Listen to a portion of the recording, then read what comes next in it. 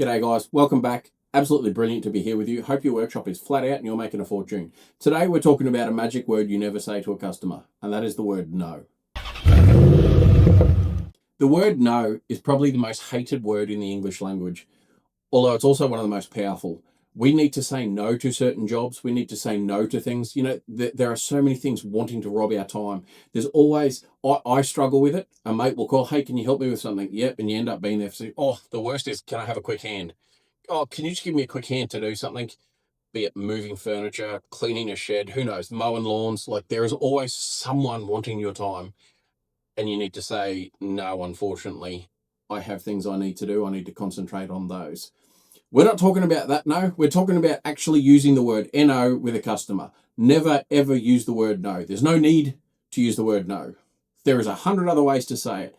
And this is the way we would say it. When a customer says, can you do this? It was something that we absolutely couldn't do. Can you rebuild my engine by lunchtime? We would never say no. We'd say, unfortunately, we're unable to. It sounds long-winded, or it sounds like, well, you're still saying the same thing. Yes.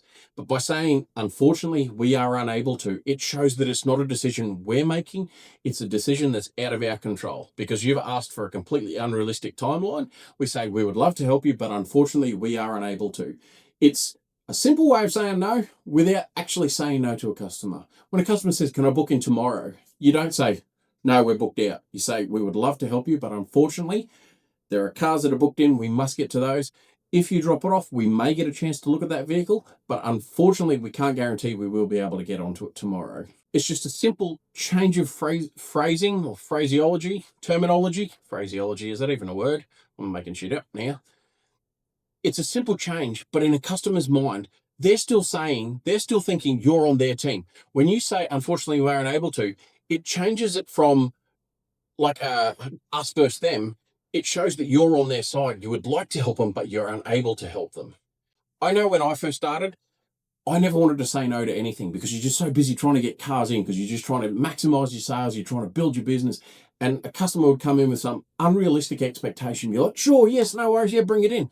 And you go, like, why have I taken this work on? It's created so much heartache, so much headache, and the payoff was just not worth it. But you can't turn work away because you think, oh, well, if I don't help them now, they'll never come back again. So you'd always be, yes, yes, yes, of course we can do that. Now, as I've learned after reading hundreds of books, I don't know how many seminars I've attended, I've learned to phrase things differently. It's like telling someone to go to hell and making them look forward to it. Like, that's a pretty far out example, but you understand what I'm saying.